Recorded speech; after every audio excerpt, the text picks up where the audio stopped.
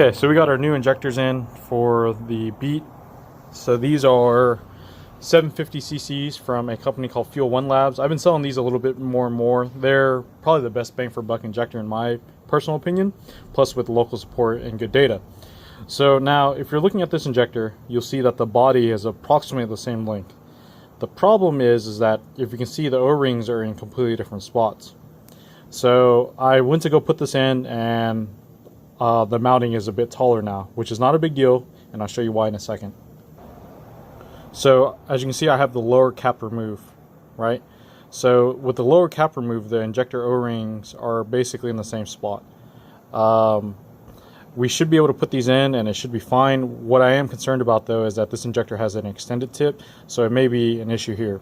Another thing too is that originally we were opting for the 550 cc's, and then just looking at the cost of the 750s, they're about the same price. Here's the thing though with injectors, there's no free lunches, right? So what I mean by that is, like, the larger the injector, the worse the idle is going to be. These are obviously EV14 style bodies, so they should still idle pretty damn well, but the 550s probably would have been a little bit more ideal. But this is what one of those trial and error type things show up. So we definitely got some injectors in. They look absolutely beautiful, so shout out to Keith over at Fuel One Labs. And then we'll get these installed. Fresh injectors are installed. Those are the Fuel One Lab injectors out in Houston, Texas. So as you know, we've used their injectors before on the Turbo Ford Ranger. So we got the injector data in. It was a little off, but I don't know if it's actually off because the fuel's quite old. But as you can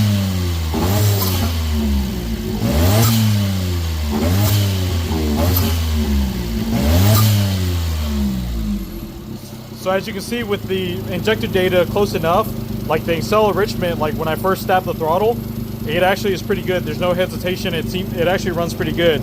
So far I'm pretty happy with that. We're gonna let it run now. We'll let it run for a little bit, make sure everything is good here. We don't have any more leaks. Boost controller still needs to be wired up, and flex fuel sensor still needs to be wired up.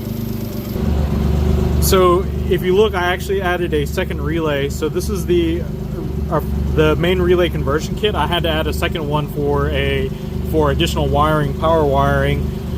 So this secondary relay now is turning on the injectors, coils, and then we'll be tapping our boost control and flex fuel sensor to that. And then while this main one right here is just fuel pump only. All right, so a few more things. We got flex fuel wired up, and we got the boost controller, which is down here hiding. We got that wired up, so we tested that and that's working. So the knock sensor, flex fuel, and boost controller is all hooked up. It is the factory knock sensor, so just keep that in mind. We do have to calibrate it.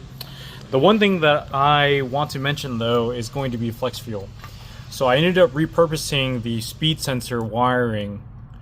Now here's the thing.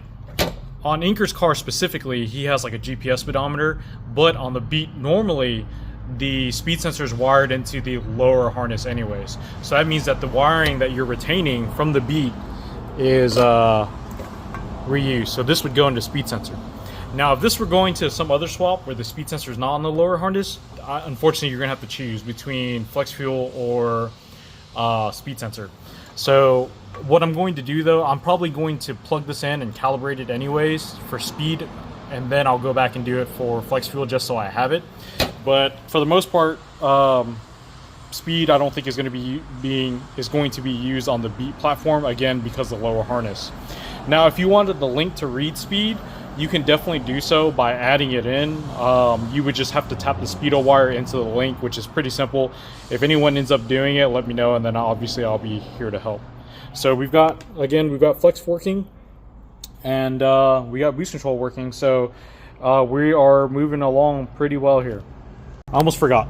So on the injectors yesterday, while I was dialing them in, I noticed that we actually had a vacuum leak, and the vacuum leak actually was from the injectors themselves. So I want to talk about that for a split second.